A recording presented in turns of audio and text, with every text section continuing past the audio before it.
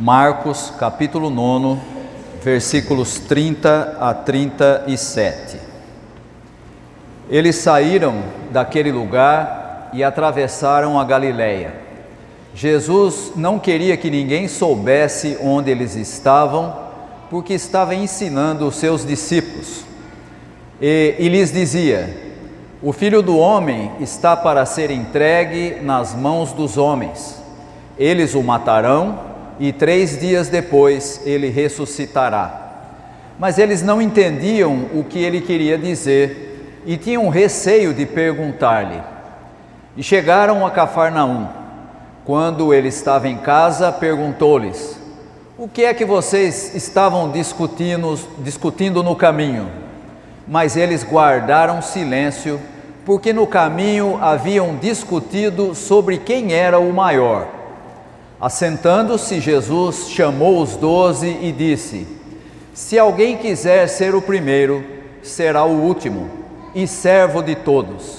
E tomando uma criança, colocou-a no meio deles, pegando-a nos braços, disse-lhes: quem recebe uma destas crianças em meu nome, está me recebendo, e quem me recebe, não está apenas me recebendo, mas também aquele que me enviou.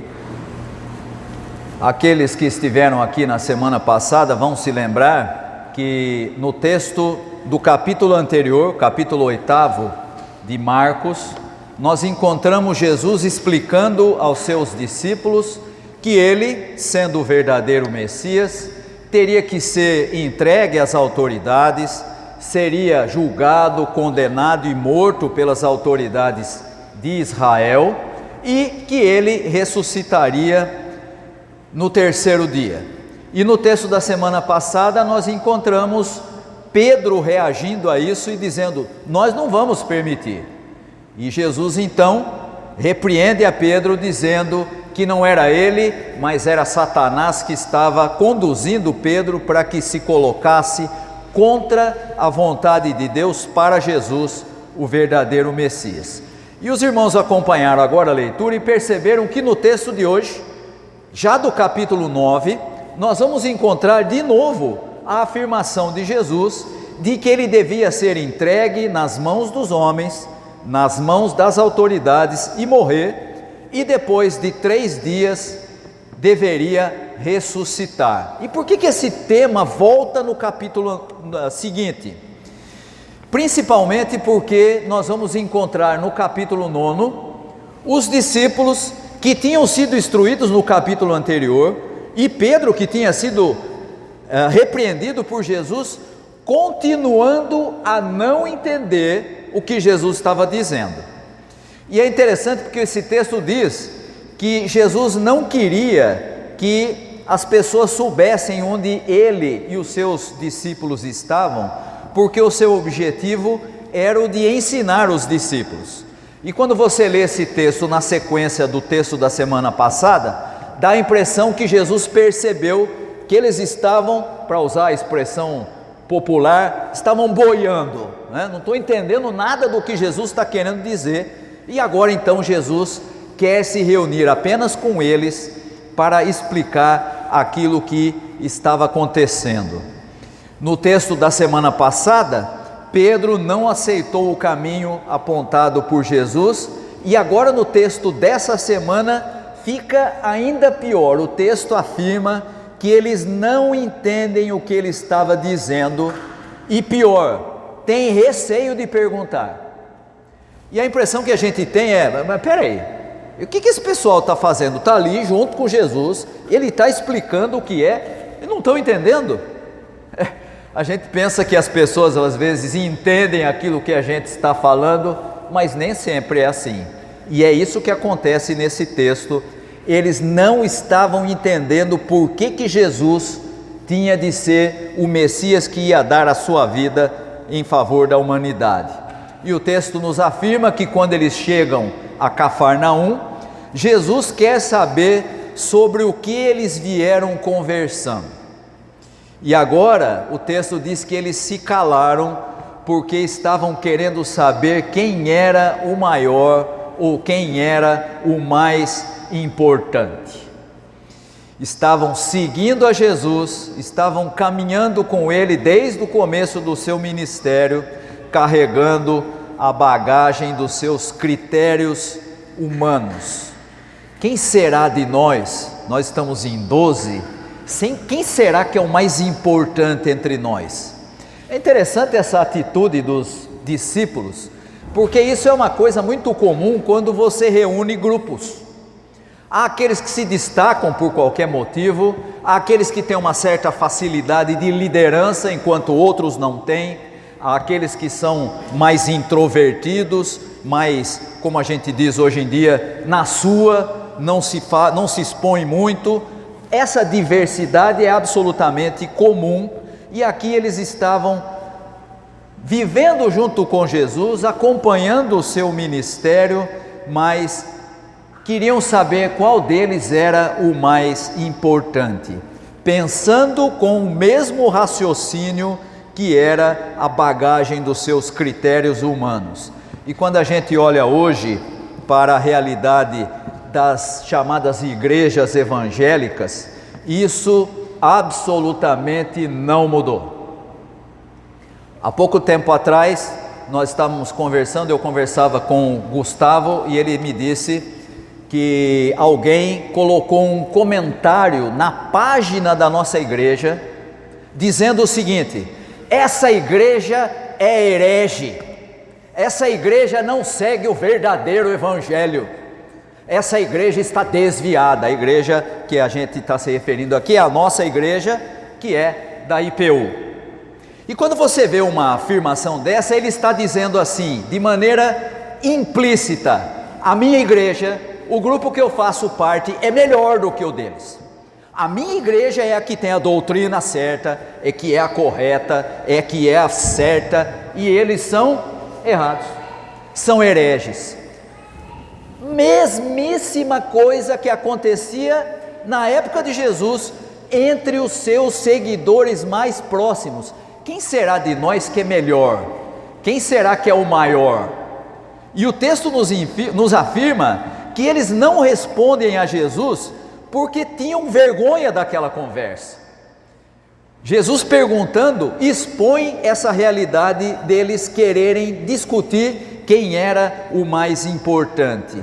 E quem já leu os evangelhos deve se lembrar com uma facilidade muito grande que havia alguns discípulos que eram um pouco mais próximos de Jesus, né? Principalmente aqueles três, Pedro, Tiago e João, né? Que em alguns trechos do evangelho aparecem como sendo mais próximos de Jesus. E o próprio João chega a dizer que ele era o discípulo a quem Jesus amava, o que já dá a entender que ele se achava um pouquinho melhor do que os outros, né? Pois é, talvez eles olhassem para aquilo e pensassem: talvez aqueles três que são mais próximos de Jesus parecem ser mais amigos dele, quem sabe eles sejam os mais importantes. Mas aí nós vamos descobrir que Jesus mostra àqueles discípulos que a lógica do reino é absolutamente diferente da lógica humana. Jesus vai dizer: o último será o preferido. E agora a vergonha daqueles discípulos deve ter aumentado ainda mais. Eles pensando quem era o melhor, quem era o maior, e Jesus vem e diz: sabe quem é o maior? O menor, o menos, aquele que é o último é que será o preferido. E Jesus ainda faz mais, ele adiciona o serviço como forma de ser o primeiro no reino de Deus. Não é só o último, não é só o menor, mas é aquele que serve, é aquele que se dispõe a servir ao outro. Mesmo sendo o último, aquele que não se dispõe a servir não pode ser grande no reino de Deus. E aqui é importante percebermos que Jesus está ensinando os seus discípulos e nos ensina hoje que o reino não está presente onde não há serviço ao outro. Essa história, porque a igreja, a função da igreja é adorar a Deus, verdade. A função da igreja é prestar culto a Deus, verdade. Mas a igreja que não serve ao outro é a igreja que não tem presente em si o reino de Deus. O reino não está presente onde não há o serviço ao outro. E eu fico imaginando como é que deve ter sido a reação daqueles discípulos quando Jesus vem e diz exatamente o oposto do que eles esperavam. Talvez pensassem assim: bom, como Jesus é o Messias e ele conhece cada um de nós e sabe o que a gente vinha conversando, talvez ele diga quem é o maior, e aí a gente já tira a dúvida.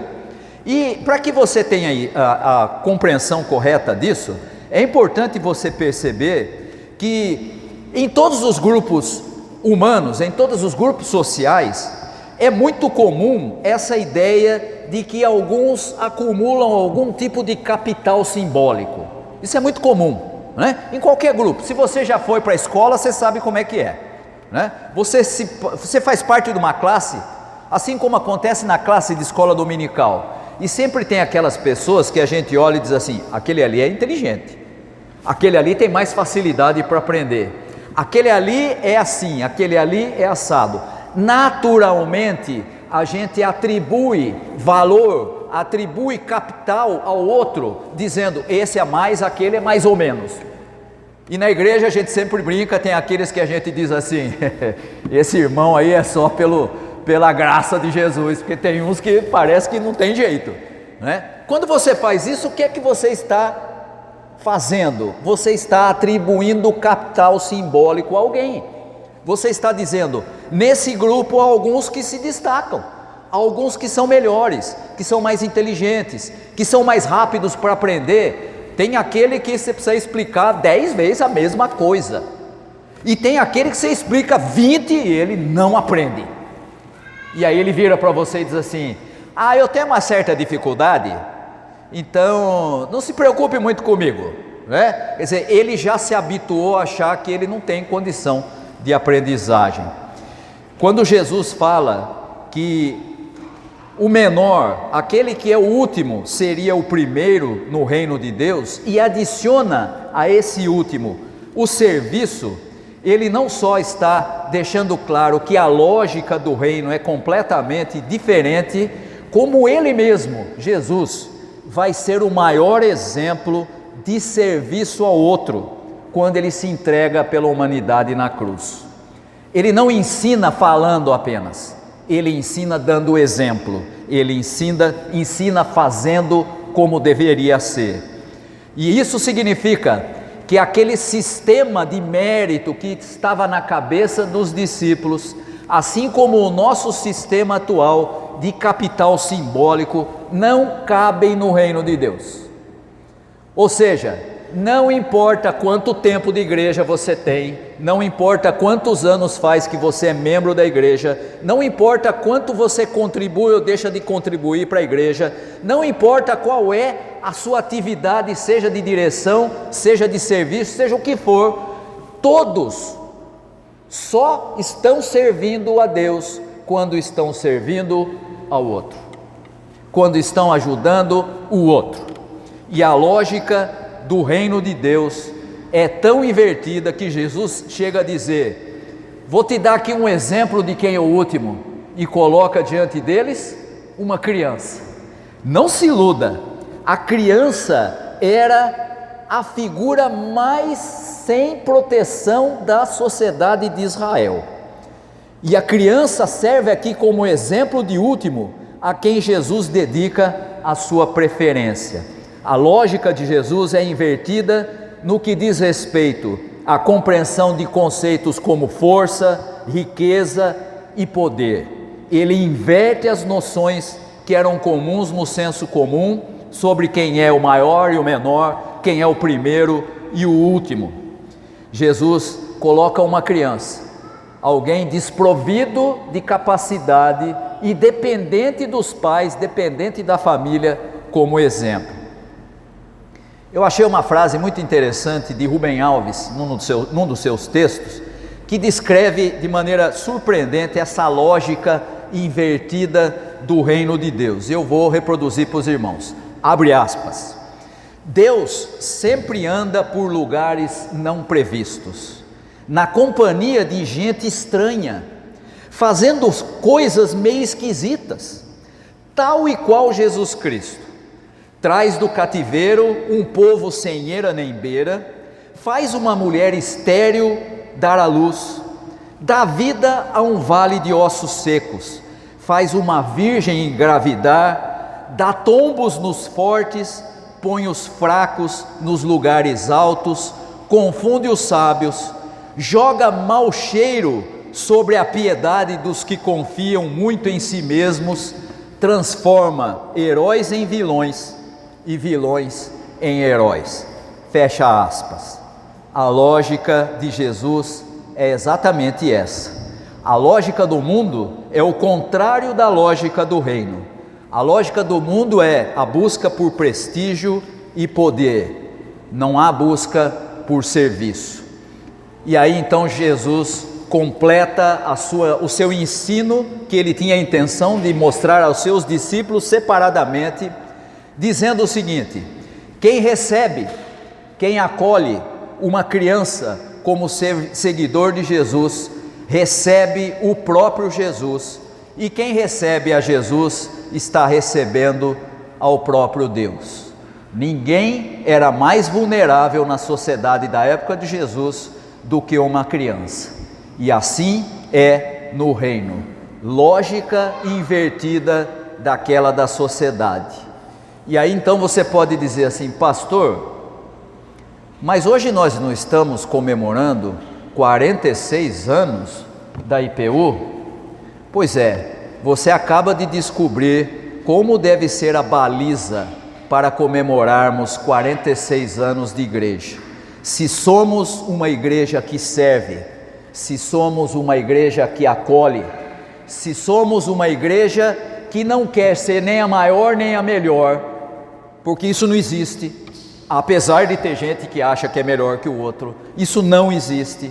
Se queremos comemorar o aniversário da nossa igreja de maneira digna da vocação que recebemos de Deus, que sejamos uma igreja que acolhe, uma igreja que serve, uma igreja que sabe que depende exclusivamente da graça de Deus. Seja essa a nossa forma de comemorar o aniversário da nossa igreja. Se fizermos isso, então seremos como a criança que recebe a Jesus, e quem recebe a Jesus recebe ao Deus Pai. Que Deus nos abençoe. Amém.